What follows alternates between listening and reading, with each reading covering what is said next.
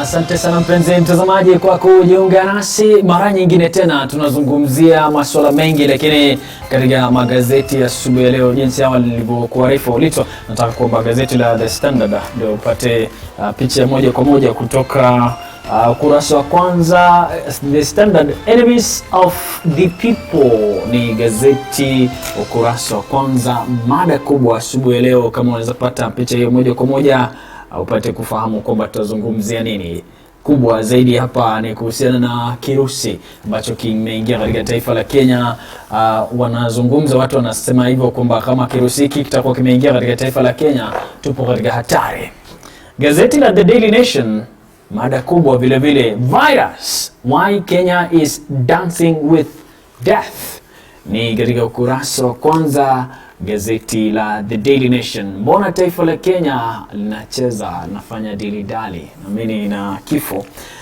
Vile vile hapa ndo nanipendeza sana mada hapa kwamba coronavirus, only 11 beds are ready.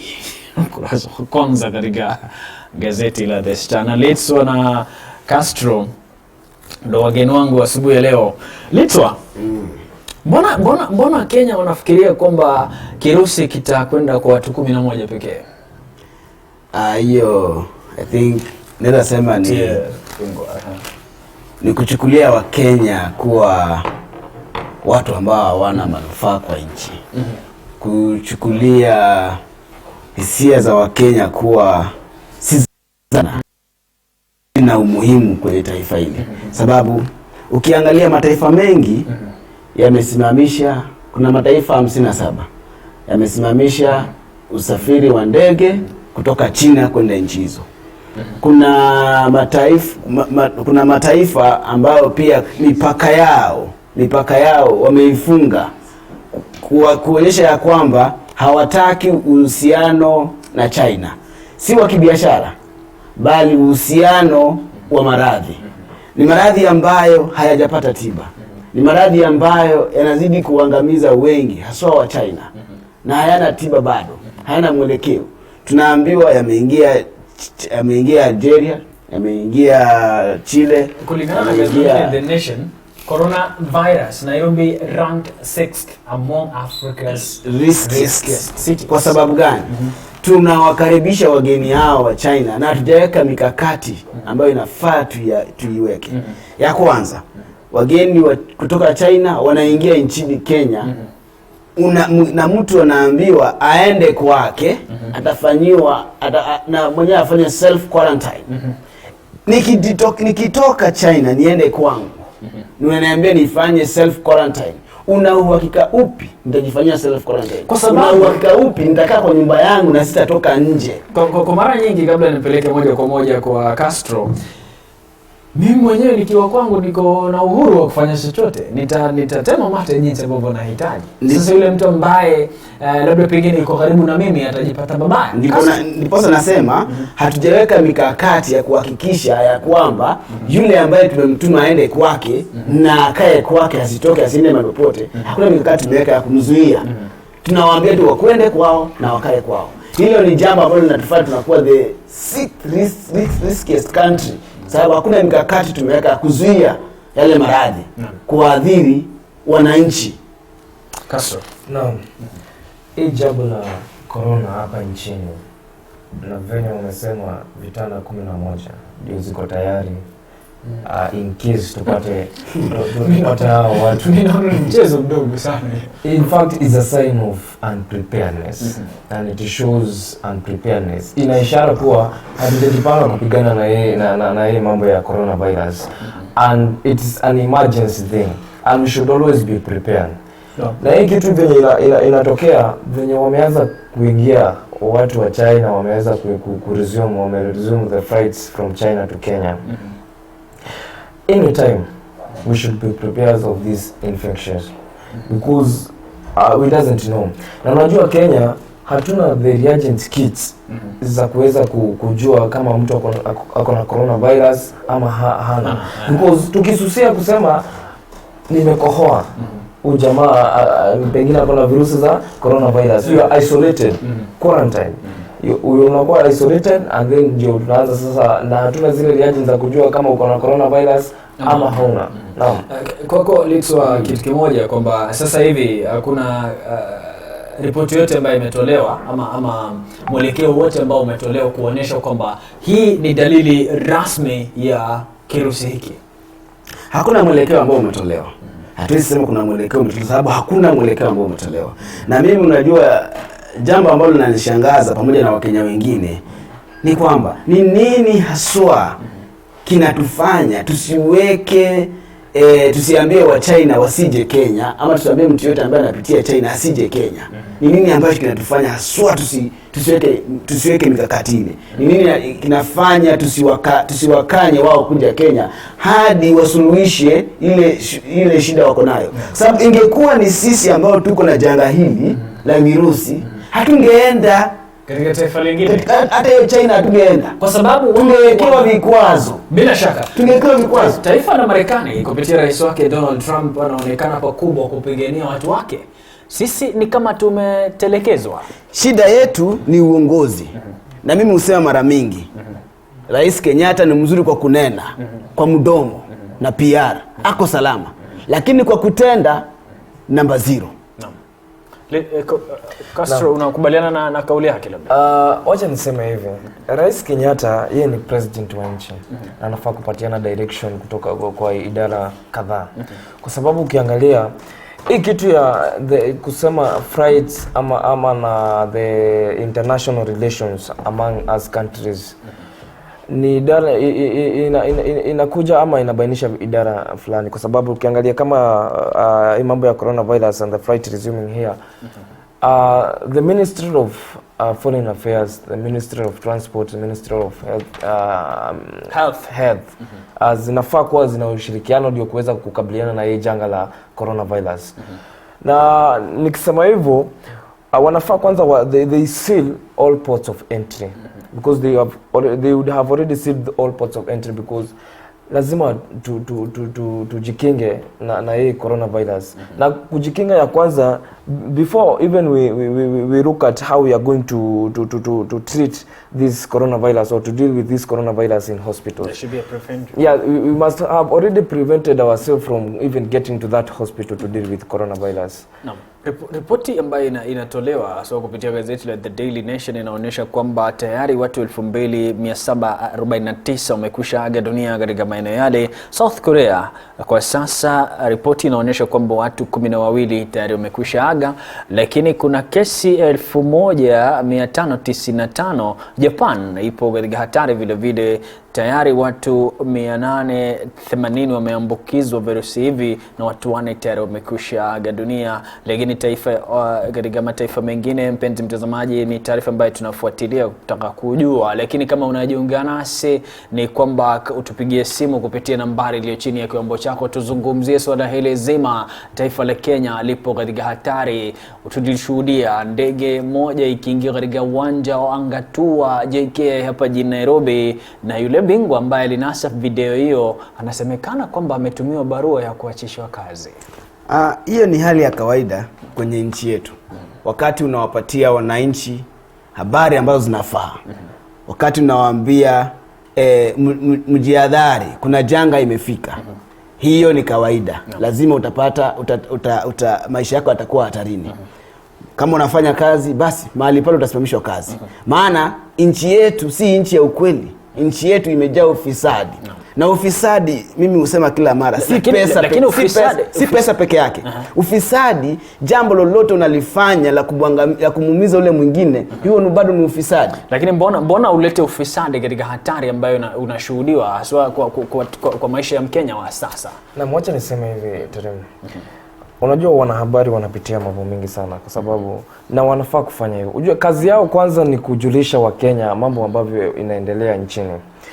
Na kusema ati mwenye aliweza kuweza kuripoti mambo ya coronavirus ama ndege imeweza kutoa hapa nchini kutoka China, ataweza kuachishwa kazi, na ni kazi yenye yeye anafaa kutufanyia. You know, he's there for the interest of the people. And na kujulisha watu, but not for the interest of an individual. And kuna mambo yenye, kwa nini aachishwe kazi kama kuna mambo yenye, it's like there's something that it's hidden. It's hidden. Hadi wa sasa Castro na Letwa, mimi nafikiria watu ambao wanafaa kuachishwa kazi ni watu 4. Na nadhani hata watafikia 5. Sasa hivi waziri wa masuala ya kigeni Rachel Omamo. Vile vile waziri wa masuala ya afya ambaye anaondoka kwenda katika wizara nyingine Cecily Kariuki, na vile vile waziri wa masuala ya uchukuzi James Macharia, na vile vile waziri wa masuala ya ndani Fred Matiang'i, na kisha afisa mkuu mtendaji wa uchukuzi katika uwanja wa ndege JKIA Alex Gitari. Na hao watu venye nimesema hapo awali, hizi idara zinafaa kushirikiana ndio kujua namna gani tutaweza kufanya hii mambo ya uchukuzi kutoka China kuja hapa hivi nchini, ama kutoka hapa watu wanaondoka hapa nchini kwenda China. Kwa sababu jambo la kwanza ya kuprevent coronavirus ama hizi virusi za coronavirus ni kuweza kuhamasisha that tuko na uwezo wa kujikinga. Hakuna watu wenye wanaweza toka China na waweze kurejea hapa hivi kuweza kuja hapa nchini kama hawajaweza kufanyiwa hawajapimwa hii mambo ya coronavirus. We must be very keen on this issue of coronavirus, because as much as we want to have that relations with other countries and that international relations with even that bigger countries or economic countries, we must also look at our health issues and the risk that we can get if we allow these foreigners to be in our country. And at this time it is very risky, because we cannot just go get people from China, the Chinese, they come into Kenya and we say that they have been examined that they are not infected with coronavirus. How sure are we? And we doesn't have that reagent we kits. We do not know, because the country, if you see the big government saying that we only have 11 beds ready for coronavirus. Nani aliwaambia taifa la Kenya kwamba, ama serikali ya Kenya kwamba watu 11 pekee ndio wataambukizwa? Do we have even that reagent kits even to examine that coronavirus? We doesn't have, because we are not prepared for. Kabla nikupatie Letwa, lakini toa maoni yako, acha nisubiri nitasoma moja kutoka hapa. Mimi kwangu nitasema kuna utepetevu na ulegevu kwenye serikali ambayo inaongozwa na Uhuru Kenyatta. Ameweka matako mengine ambayo hayafai mbele. Mimi sijui ni nini akonao na wa China. Wakenya walilalama wakati mwingine tunaletewa mchele wa plastiki kutoka China. Tunaletewa samaki ya plastiki kutoka China. Nashika moja kwa moja kutoka kwako. Badala yeye kuenda na kupeana presidential directive niongezee maoni ni kwamba kuna Mkenya mmoja kupitia Twitter amesema kitu kimoja: Rais Uhuru Kenyatta, wacha tusalie na umaskini wetu. Hiyo ni sawa, na mimi nakubaliana na huyo Mkenya, kwa sababu mimi ndo nashinda nikijiuliza ni utepetevu gani yako nao kama rais. Ni mbona hawezi simama na akasema China kwa sasa mambo yenu hatutaki, unadhani wacha tuvumilie mambo ya afya yenu, suluhisheni kwanza. Unadhani kwamba Rais Uhuru Kenyatta na uoga kuna wakati kukatazwa msaada? Kuna wakati ukifuatilia historia, wakati Mzee Moi ambaye aliaga, aliambia wakati siasa za multiparty zilikuwa zimeshika kasi nchini, aliambia wa Marekani na ambassador wa Amerika, msizungumzie swala la kisiasa nchini hapa Kenya. Na wakakana hawakuzungumza. Alikaa na akaambia the donors, sitaki msaada wenu, na alikaa. Yeye kama rais, shida iko wapi? Mbona asisimame kidete? Unadhani kwamba Rais Uhuru Kenyatta ana uoga wa kunyimwa msaada? Ana uoga, maana unajua shida ni kwamba madeni ni mengi ya nchi. Anaangalia atalipa madeni namna gani, sababu nchi yenyewe inazama. Sasa Castro, unadhani kwamba mbona Rais Uhuru Kenyatta haruhusu maisha ya Wakenya yazamie kwa sababu anaogopa, ana uoga wa kunyimwa msaada? Msaada wenyewe tutafanyia nini kama tayari tutakuwa tumeaga dunia? Naam, wacha kwanza niseme mimi sidhani President Kenyatta ako na uoga ya kunyimwa msaada yoyote kwa sababu iwapo tumeweza kukopa China, sidhani kwake pia Uhuru anafaa kuacha ati we deal with coronavirus ama vitu kama hizi janga ya coronavirus ati kwa sababu tunataka msaada yao ama tuko na deni yake. Ile kitu anafaa kufanya ni, I agree with him that at some point President Kenyatta should give direction na aseme let's ban. We ban flights to and from China because we never know what is going to happen. Na umeona wamekuja hapa na wamekuja mpaka na mavazi sijui ya kujikinga, sijui wameleta gumboots. I don't know. Vikinga pua niliona pia wako navyo na vile vile jinsi ambavyo umesema. Naam. Na sijui gumboots zinakinga aje. Kuna video tayari mwelekezi wangu ananiambia kwamba hali ambayo inafanywa katika Uchina kama kuna mtazamaji kupitia kiwambo chako tayari kwa utaratibu mwingi utagundua kwamba jinsi ambavyo wanakabili ni tofauti sana na jinsi ambavyo inakabiliwa katika taifa la Kenya. Hali katika Uchina sasa hivi ni kwa sababu umegundua kwamba ni hatari kubwa mno kuonekana kuwepo na kirusi hicho. Video ambayo inakimbia katika kiwambo chako ama inacheza katika kiwambo chako ni hali ilivyo katika Uchina na jinsi ambavyo wanashughulikia wakati kunatokea mtu ambaye anadhaniwa kuwa na kirusi hiki. Ni shughuli nzima hii. Yeye anawindwa moja kwa moja, anatafutwa, anafungwa, anapigiwa, yeye mwenyewe ananyunyiziwa dawa kuhakikisha kwamba anaondoka kuwepo na kirusi hiki kuambukiza watu wengine. Tuko sijui hata niulize vipi, sisi tuko tayari kweli kufanya kama Wachina? Hatuko tayari na hakuna siku tutakuwa tayari. Mbona anasema hatuko tayari? Kama sasa hivi malaria inatusumbua. Majanga ngapi tumekuwa nayo hapa nchini tumeshindwa kuyasuluhisha. Majanga ambayo sisi wenyewe kama taifa tunaweza yasuluhisha bila kutafuta msaada nje. Ni majanga ngapi tumekuwa nayo? Majanga, angalia janga la nzige ambalo linaendelea kutambaa. Sasa hizi imeenda karibu kaunti 20. Itamaliza kaunti 47 tuko tumekaa na serikali ya Kenya inaona ni kama mchezo. Serikali ya Kenya imekaa tu haishughuliki na chochote. Military iko na ni military, one of the roles of the military is to ensure that such a majanga kama haya ya nzige yanakabiliwa na military, the air force. Unanipata? Lakini tumekaa chini, commander the chief commander wa armed forces wa defense forces yeye yako tu amekaa starehe zake. Ana wasiwasi. Bila shaka asira yake Litso unaona dhahiri katika mazungumzo yake. Kama unaungana naye kutoa maoni yako kupitia nambari iliyo chini ya kiwambo chako na vile vile kututumia arafa kupitia 22047 au kupitia Facebook TV47 Kenya na Twitter @TV47KE @Sefan3 @Terere Emmanuel 21. Tuzungumze kuhusiana na hili. Kushikilia maoni yake ni kupatia Castro. Anasema bingwa moja @Opondo Tiger, take immediate action dear Mr. President. This disease can wipe us out from the face of earth. Sure. No. This disease will wipe people. Na venye nikubaliana na ndugu yangu venye amesema ni ishara kwa hatujajipanga kama nchi. Hatujajipanga kupigana na hii kitu ya coronavirus.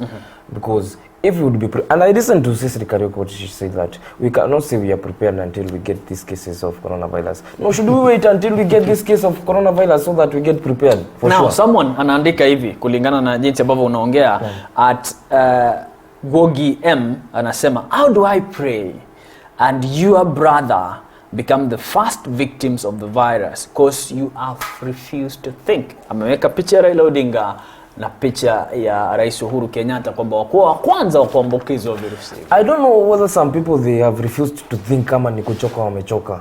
Yeah, because it can either can do. Either wamekataa ama wamechoka mpaka kufikiria. Sasa kutokana na kauli yake ambayo anasema kwamba tusubiri kwanza tupate kisa cha kwanza.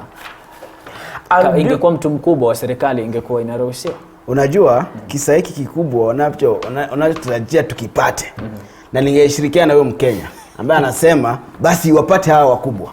Maana wamekuwa wakitunyanyasa na wanazidi kutunyanyasa. Unanipata? No. Tuko katika ukoloni mambo leo.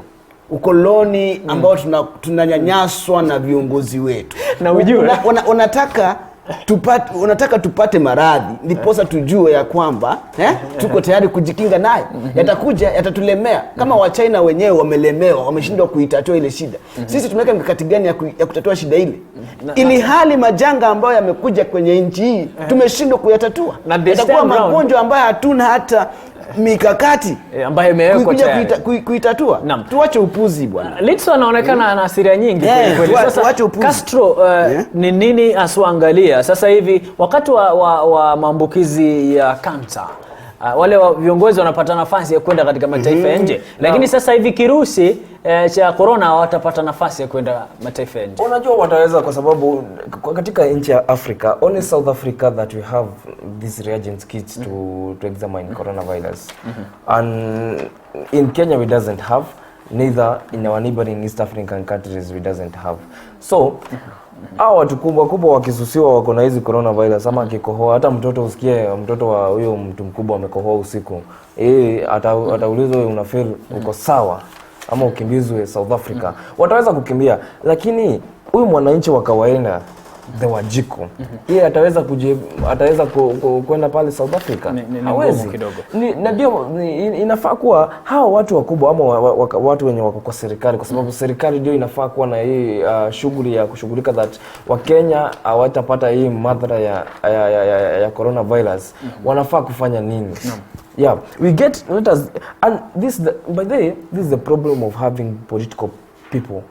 Kitu ya afya. Yes, political people in technocratic ministries. Because issues like ministry, we need to have bureaucrats and experts, technocrats. Those are the people who should be there. Kama hii kitu ya janga la afya, inafaa kuwa na mtaalamu mwenye anaweza kuelewa mambo ya afya, ambaye mambo na siasa hashughuliki. Because we have people in political, they have political interest. The ambition ni wanalenga sana siasa. And this, these technocrats, they are supposed to be guiding now the political people. That we are supposed to be formulating policies and getting now to the political people so that they get Kenya. Na asante sana Castro vile Litso, lakini nataka kupatia mtazamaji vile achangie kupitia nambari iliyo chini ya kiwambo chako, na vile kupitia RFM 2207, vile kupitia Facebook TV47 Kenya, TV47 KE, Twitter @fan3@Emmanuel21. Tuzungumze mmoja, lakini vile jua kwamba hadi wa sasa kuna kesi 82,358 ambayo imeripotiwa, huku vifo vikiripotiwa kuwepo katika watu 2,810 hadi kufikia sasa. Ni ripoti ambayo imetolewa katika ukurasa wa kwanza gazeti la The Daily Nation, na katika gazeti la pili, coronavirus Nairobi ranked 6th among Africa's riskiest cities, ni katika ukurasa hiyo. Leaders livid a state adamant katika ukurasa wa tatu gazeti la The Daily Nation, na vile katika gazeti hilo ukurasa wa 4, leaders split on early referendum, katika masuala ambayo najua sasa hivi BBI imeshika kasi Litso na Castro. Sonko, enemies have last laugh in city power game, na mimi baada ya kugawiwa ama kutwaliwa kwa nafasi za uongozi hasa katika wizara ya mipango, wizara ya afya na vile uchukuzi katika kaunti ya Nairobi. Team 6 more time in Kinay probe. Ni tutazungumzia kidogo hilo, lakini najua kesi hiyo hadi wa sasa inafuatiliwa na DCI katika ukurasa wa 6. Awash with oil cash, police probe Narok, Lonyangapuo and Shinali. Na mimi ni kuhusiana na masuala ya mafuta. Kenya Railways defend SGR bill, ni katika ukurasa wa 9 gazeti la The Daily Nation. Stockouts eroding family planning gains report reveals, ni katika ukurasa wa 10 wa gazeti la The Daily Nation. Vile mpenzi mtazamaji, jana katika mazungumzo yake Murkomen anasema kwamba anaona ni kama ugatuzi unapata kukabiliwa pakubwa. Ni masuala ambayo tutazungumzia vile coronavirus ni katika ukurasa wa kwanza, lakini katika ukurasa huo wa kwanza The Star vile kuna picha inayo linalosema sana kuhusiana na uvamizi ambao unashuhudiwa katika taifa la Kenya. Wanyama wale nzige, wadudu wale nzige kunradhi. A man makes a futile attempt to scare away a swarm of desert locust. Wanajaribu huo bingwa moja kupambana na nzige tayari, lakini nafasi hana kwa sababu nguvu yake, yuko peke yake na nzige wengi. Police believe DP Ruto guard was murdered, anaamini kwamba aliuawa Kenei. Coronavirus, that is katika ukurasa wa 4. Only 11 beds are ready at KNH. Dhani ni kinaya kubwa sana taifa la Kenya sasa hivi, kuona kwamba hadi wa sasa bado sisi tunaona coronavirus ni kama mchezo tu, dilidali ya kutoka katika taifa la Kenya hii. Job losses cost Social Security Fund shilling 3 billion as slump. Phone number link suspects to Willy Kimani murder scene. Ni katika ukurasa wa 9 gazeti la The Star. Mpenzi mtazamaji, ni taarifa tunafuatilia vile vile katika gazeti la The Standard.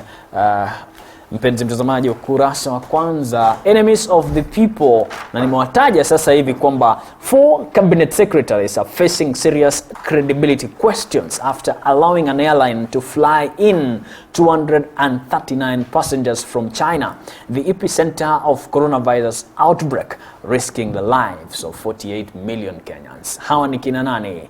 This waziri wa masuala ya uchukuzi, waziri wa masuala ya uchukuzi James Macharia, waziri wa masuala ya kigeni Rachel Omamo, waziri wa masuala ya ndani Fred Matiang'i, waziri wa masuala ya afya anayeondoka katika wizara hiyo Cecily Kariuki, na vile vile yule bingwa ambaye ni mkurugenzi mkuu katika uwanja wa kimataifa wa JKIA. Ni mambo mengi ambayo Wakenya wanazungumzia. Katika ukurasa wa 3 gazeti la The Standard, 5 killed and dozens injured in another night of terror tears, na mimi katika maeneo ya Mombasa, na watu ambao wanakisiwa kufanya vile ni genge la Wakili Kwanza. Ni swala ambalo tunafuatilia vile vile. Jana katika mahojiano na alipofika katika kikao cha wabunge, Rachel Omamo aliambiwa kwamba this is reckless kuruhusu ndege kutoka katika uwanja wa kimataifa JKIA. Ukurasa wa 4 kuhusiana na virusi vya corona. Ukurasa wa 6, Yatani kills Uhuru's big dream of cheap houses.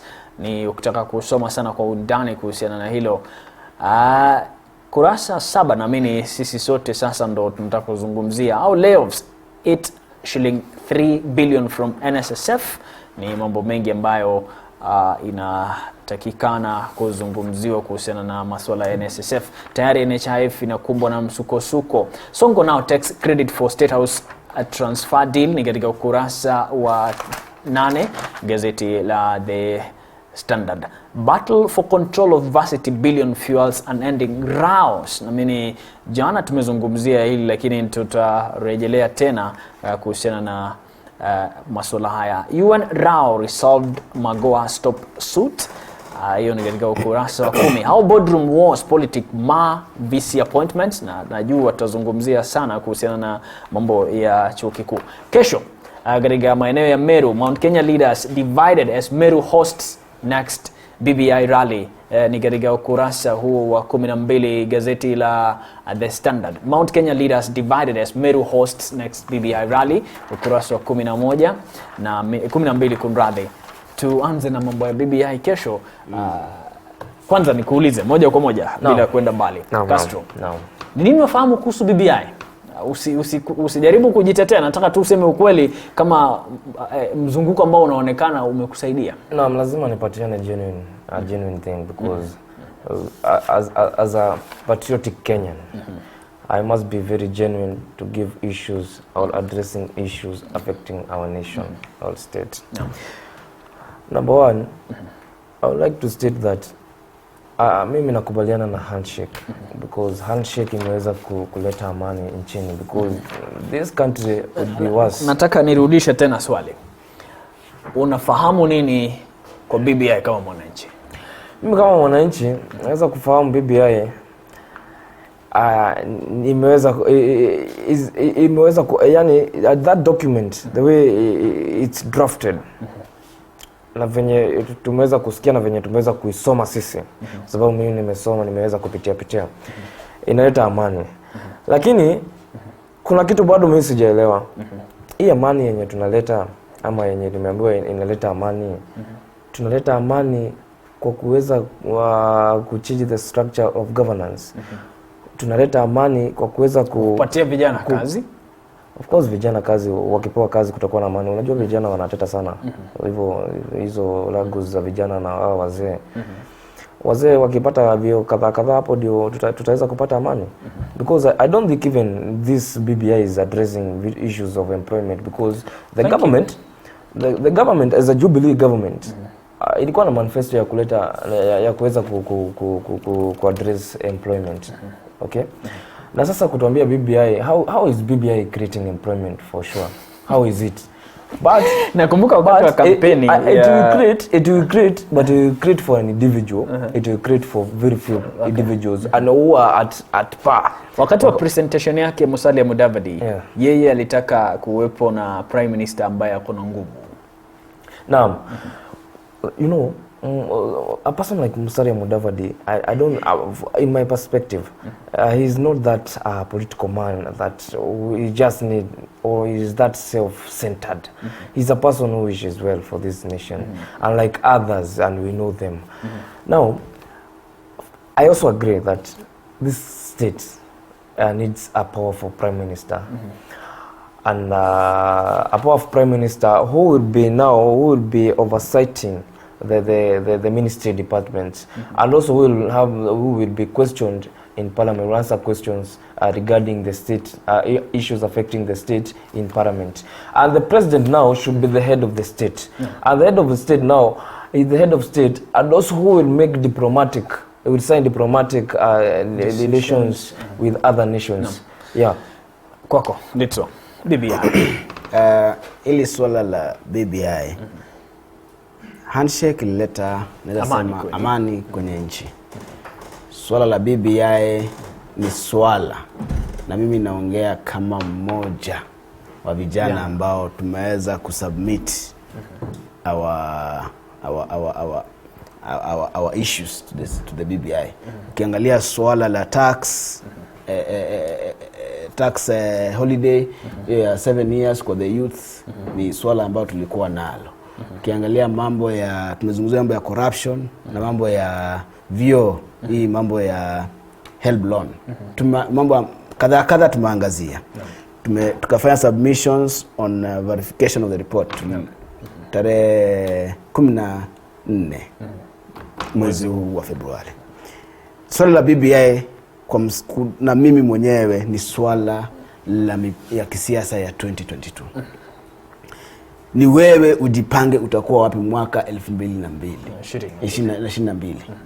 Sababu ni jambo ambalo limekuja wakati tunaenda kuwa na the general election to change a guard.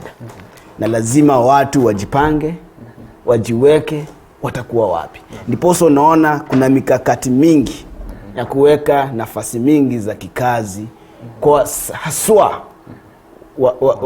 gwiji wa kisiasa ama wale mabingwa wa kisiasa. Ndiposo wanasema kuwe na usawa. Taifa hili tuna ile jambo ama tuna ile mawazo ya kwamba if my political leader has a position, then we are safe. But it is a risk. Lazima tutoke ndani. Si lazima kiongozi wangu awe kwenye uongozi mahali ndiposa niwe niko sawa ama niko sawa. Hapana. Kwa sababu mambo yangu mimi binafsi hayajaangaziwa, hajashughulikiwa. Sababu gani nasema hivyo? Tukiweka sawa hiyo post ya prime minister, tuweke the 2 deputy prime ministers, tukae chini tujiulize watakaoajiriwa kwa hizo afisi ni kina nani? Kama si wale wa ndani ama wale watu wa karibu wa ukoo ya wale viongozi, vibaraka, tuseme vibaraka ama wale vibaraka wa wale viongozi. Na ule Mkenya pale nyumbani mashinani amefaidika vipi? Hilo ni swala ambalo lafaa sisi kama Wakenya tukae chini na tuliangalie kwa undani. Ndiposa unapata wale angalia kama usemi uliokuwa wa Jumamosi ya kwamba kama wewe si Masai, usiende kutafuta nafasi ya uongozi huko upande wa Masai. Tuulizane, kuna counties kadhaa hapa nchini, unanipata? Watu zinaitwa cosmopolitan towns, unanipata? Watu kabila tofauti wako pale. Ikiwa kila county itachukua msimamo ule, tunaelekea wapi? Ndio maana naibu wa rais alisema kitu kimoja kwamba if this is what we are expecting, then reggae must. It is true. And then unaangalia mwaka wa 2007. Mwaka wa 2007 ni mbona tulikuwa na uhasama mwaka wa 2008 baada ya uchaguzi wa mwaka wa 2007. Ni kwa sababu ilikuwa ukiangalia kuna zile clips zilikuwa zinapita kwenye media. Unapata unaambiwa ni wakati wetu sasa. Kila mtu aende makwao. Those things were there in the media. Ni vitu ambavyo havikutiliwa maanani. Waseme let us stop this. Hapana. Ndiposa kukakuwa na ule uhasama kwa 2008 2007. Na tunapoendelea namna hii nchi itashuhudia vita zaidi ya ile ilikuwa mwaka wa 2008 na 7. Na ujue kwamba BBI imekuja kwa sababu ya kuleta utangamano katika taifa la Kenya. Kuna maswali mengi haswa sasa hivi kuhusiana na sekta ya elimu.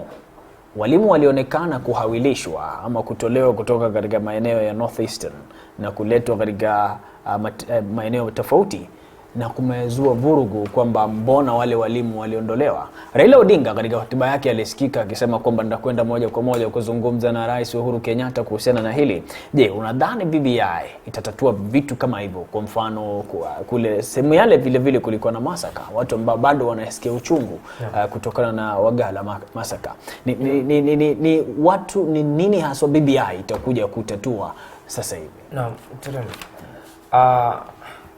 tukiangalia venye walimu waliweza kuhamasishwa kutoka kuhamishwa kutoka ni Garissa, na ni kwa sababu ya security issues. And security issues in our northern part is very wanting, because each and every BBI, talking of the security issue, do you think BBI itasaidia swala hilo? No, I don't think BBI is coming to address security issues, because we have departments, we have ministries, that's we have parliament, they can set laws, they can have... But the biggest umbrella of BBI is utangamano. Ni utangamano, sikatai ni utangamano, lakini kusema kweli, should we wait until now we pass that BBI? And in fact, BBI doesn't see anywhere to have addressed any issue of security. It hasn't. And you know, because we have these departments, and we have people who can, the parliament to enact laws on issues of security, national security issues, it should be passed there. And national security issues should be is a thing that should be given experts, because some of Kenyans issues to deal with national security, they cannot give much about the national security issues. Yeah, so it should get those people who have a know-how about this national security and how we can deal with security in our northern part. And also, political interference in northern eastern or the northern part is also a critical issue, because there's those incitements that may come up from political side, and the political side, or you may also even get that there's some information that is leaking that some of the political people, they are collaborating with the other part of the other side. Yes. So we should be very careful when we are dealing with national issues, and that's why I would say that if teachers they are feeling unsafe, but I should not get any sense of them even getting there. But the students have the right to be in school. The students have the right for education. So it's a thing that we should look at as the Ministry of Education and Ministry of Interior, so that there is safety. The students have safety in school, the teachers have safety in school, and every Kenyan is safe wherever he is. Ukiangalia hayo mambo ya insecurity kule Garissa ama Northeastern, unapata ya kwamba unaambiwa vizuri sana, wenyeji walikuwa na habari ya kwamba mashambulizi yatakuwa. Wale ambao si wenyeji hawakupashwa habari na hawakujua lile lolote ambalo litaendelea.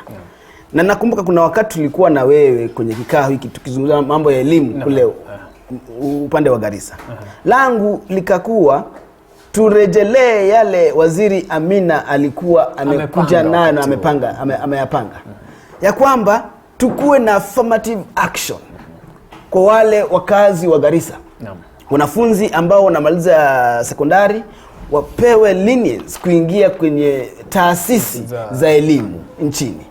Jambo ambalo lilikuwa ni sawa. Manake wakati janga linafika sehemu ile, wakazi wa sehemu ile hawaumii, bali ni watu wanaoumia ni watu kutoka sehemu zingine ambao wameenda pale kutafuta nafasi ya kazi na kuwasaidia wale watu pia kuinuka. Na nielewa. So hilo jambo lilikuwa jambo mzuri ambalo serikali pia iliona haifai. Sijui ni kwa nini. Lakini nashukuru wakati Magoha na TSU wameenda wakakaa chini kwenye kamati ya bunge kupigwa msasa. Waziri amesema vizuri sana, tutaangalia yale maoni na turejelee kwa yale ambayo yule waziri alikuwa ameyasema pale awali, ya kwamba tupatie affirmative actions kwa wale watu wa huko, ndiposa wapate kwenda kwenye vyuo vikuu kusomea mambo ya walimu, kurudi kwao na kufanya zile kazi. Because ukiangalia vizuri sana, wanaoumia si wakazi wa pale, bali ni watu kutoka kaunti zingine ndio wanaumia. Na hilo ni jambo ambalo linafaa liangaziwe kwa undani. Mpenzi mtazamaji, shughuli nyingi tunazungumzia sasa hivi kutoka maeneo mbalimbali. Gazeti Taifa la Kenya, magazeti matatu, gazeti The Daily Nation, gazeti The Standard na vile vile gazeti la The Star. Tunazungumzia mambo mengi, lakini kuna swala lingine ambalo linajitokeza moja kwa moja sasa hivi.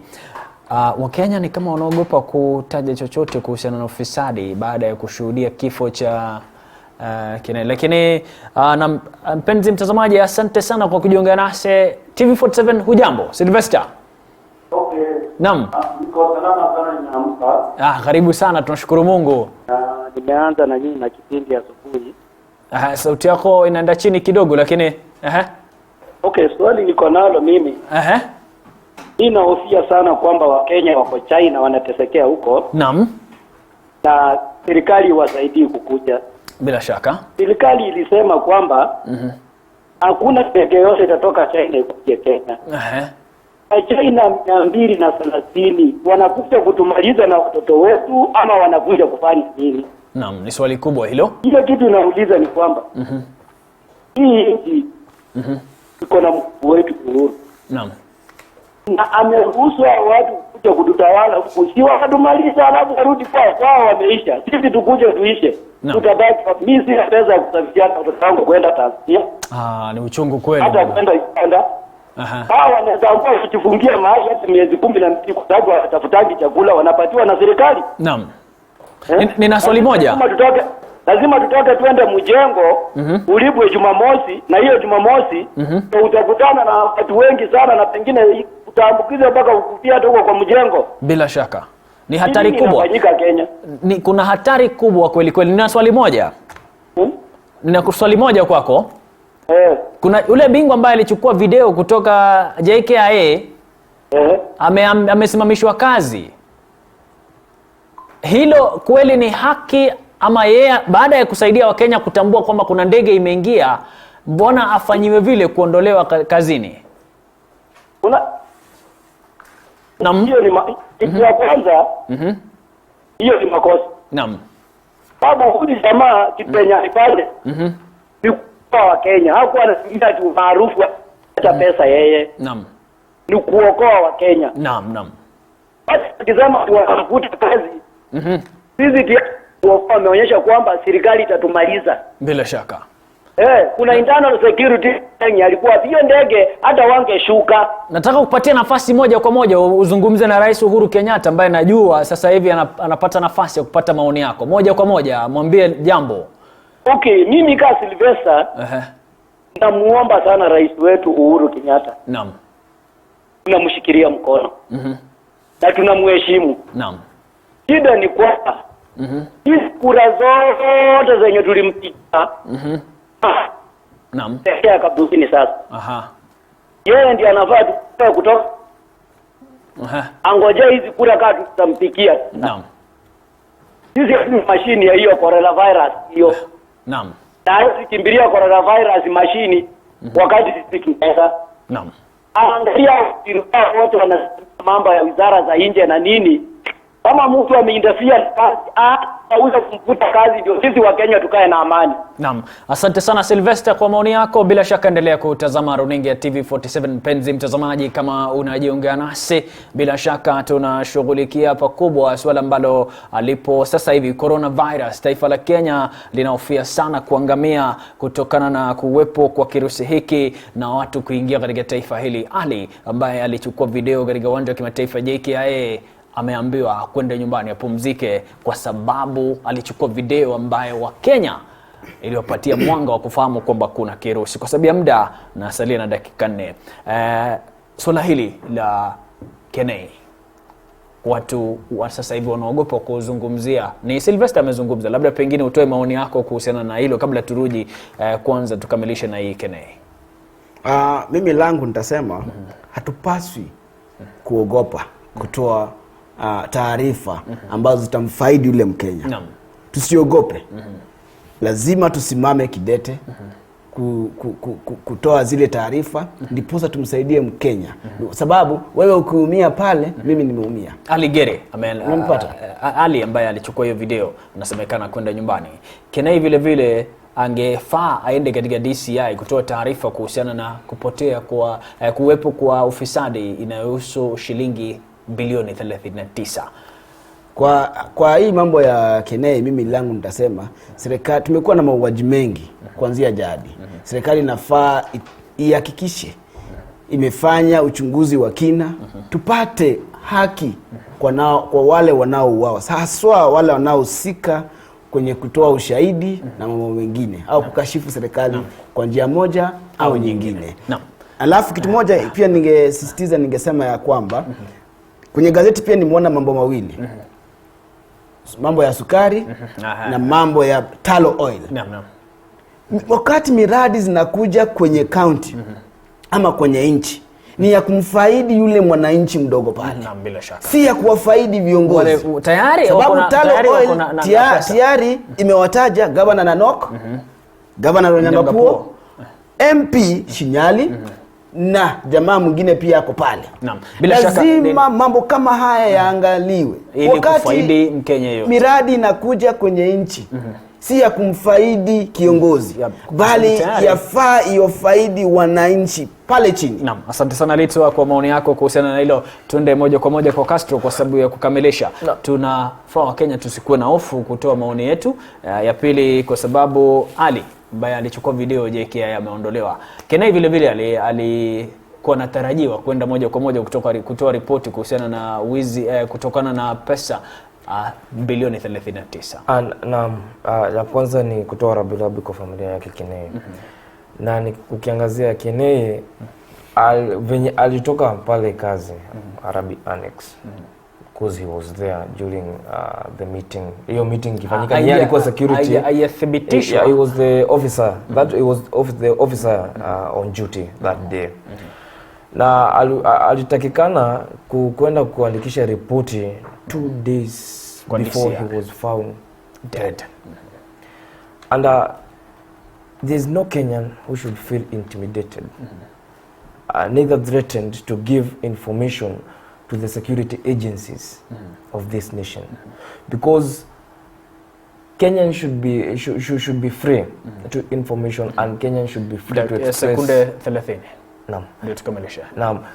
Wanafaa kuwa they should have that freedom of expression and speech. So Kenei had that right to go and call the statement on what happened and what was the plans and what in fact what he saw. Na tena tukiangazia hii jambo lingine la mwanahabari mwenye ameweza kuachishwa, it is undemocratic. That is not democratic, and we are not embracing the democracy of our state. And kusema mwanahabari ameacha kazi kwa sababu ameweza kuripoti habari ambayo imeweza kuleta imeweza kuleta mambo ama wananchi wameanza kufeel that the government is not protecting them. Kwa sababu ya muda naomba kukatiza, lakini kuna swali moja ambalo kamilisha tu, lakini ujue kwamba tayari na furusho masikioni. Naam. Ni dhahiri kuwa that a state need to protect its people and not the interest of individuals, and that's even against the international law. Naam. Swali moja ninalo Litso na Castro. Nani alisema kwamba paka anafaa amle panya? Aliyesema hayo hatujui, but najua ni maumbile, imeumbwa hivyo. Nani alisema lazima ule mboga? Naam, Castro. Alafu kumalizia langu.